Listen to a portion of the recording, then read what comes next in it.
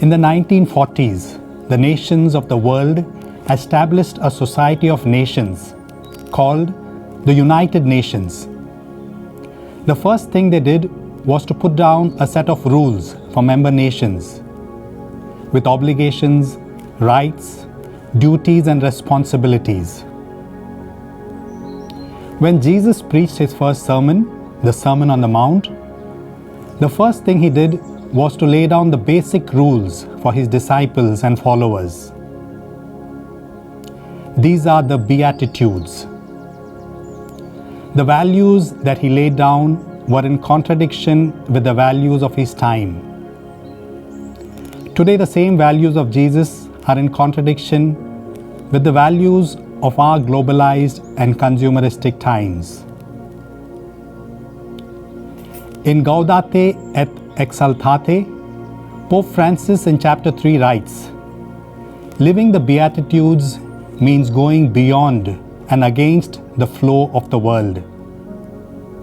The Pope urges us to let the Lord's word unsettle us, challenge us, and demand a real change in the way we live. Life is too ironic. It takes sadness to know what happiness is, noise to appreciate silence, absence to value presence, and sometimes death to experience life.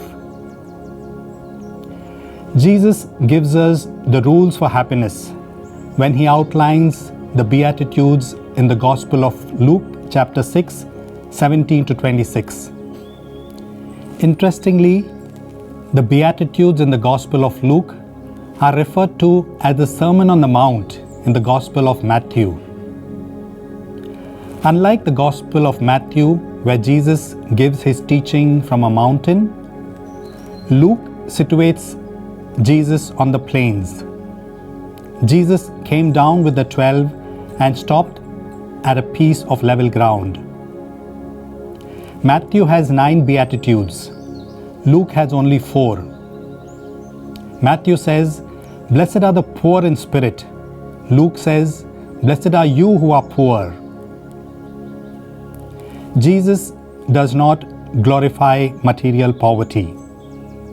Material poverty is a social evil.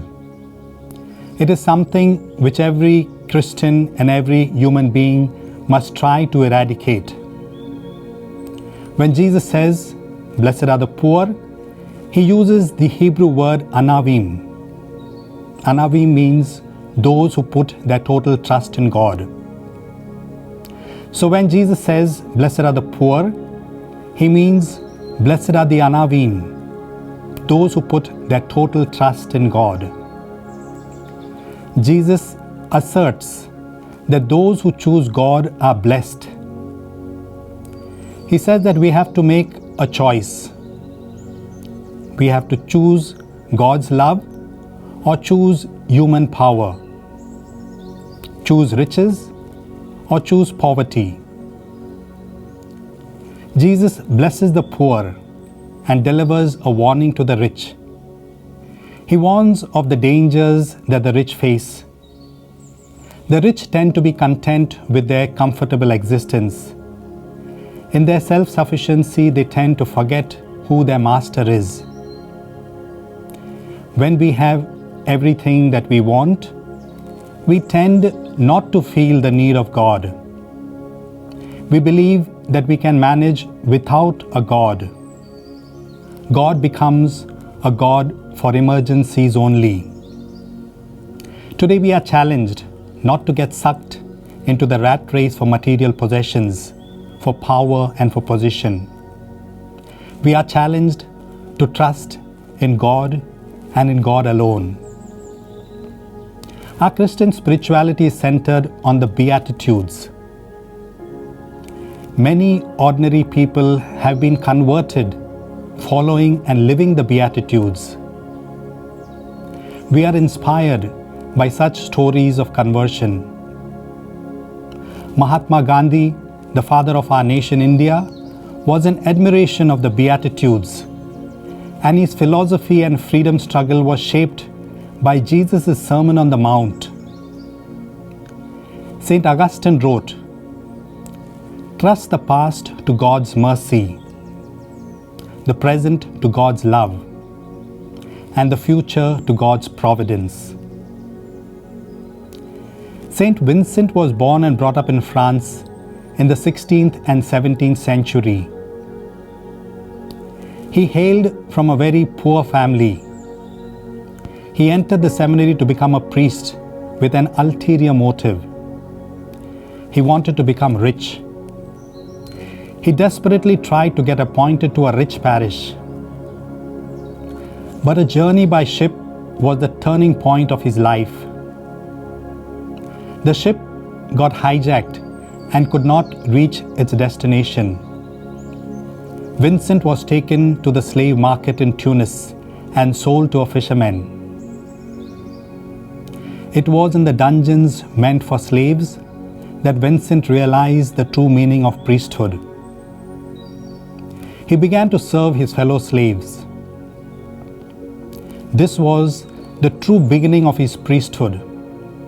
This was the true beginning of faith in Jesus. Inspired by the Beatitudes, Saint Vincent committed his life to the poor. Mahatma Gandhi, Saint Augustine, and Saint Vincent are great souls who understood the real meaning of the Beatitudes, and they lived the Beatitudes in the way Jesus intended them to live.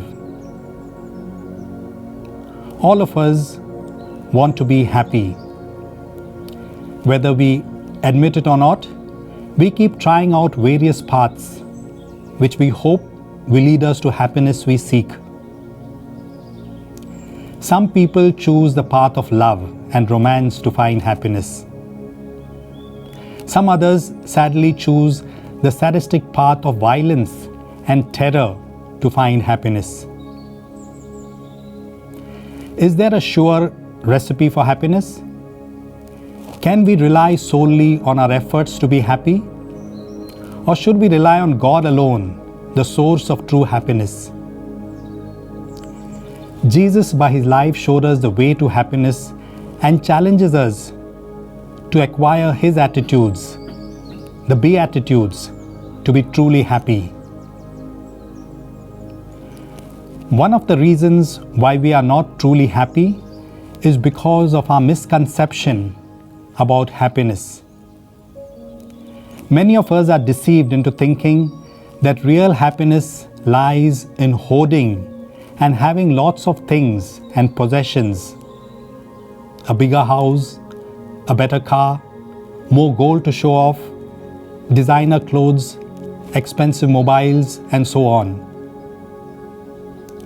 In an article titled "The American Fairy Tale," Dr. Harold Treffert, the director of the Winnebago Mental Health Institute in Wisconsin, USA, identifies 5 dangerous ideas people have about the meaning of happiness. First, happiness is things. The more you accumulate and have, the happier you will be. Second, happiness is what you do.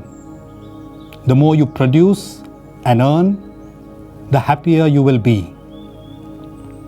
Third, happiness is being the same as others. The more fashionable you are and the more you conform to the times, the happier you will be. Fourth, happiness is fewer problems and challenges. The fewer problems you have and the more carefree you are, the happier you will be. Fifth, happiness is communicating with electronic gadgets. The more and faster you can communicate with a computer or a mobile or a smartphone, the happier you will be. According to Dr. Treffert, these 5 myths about happiness are the cause of many mental health problems today. If happiness cannot be found through these 5 myths of the American fairy tale, then where can we find it? We find it in the words of Jesus. Blessed are the poor. Blessed are the Anavim, those who put their total trust in God. Amen.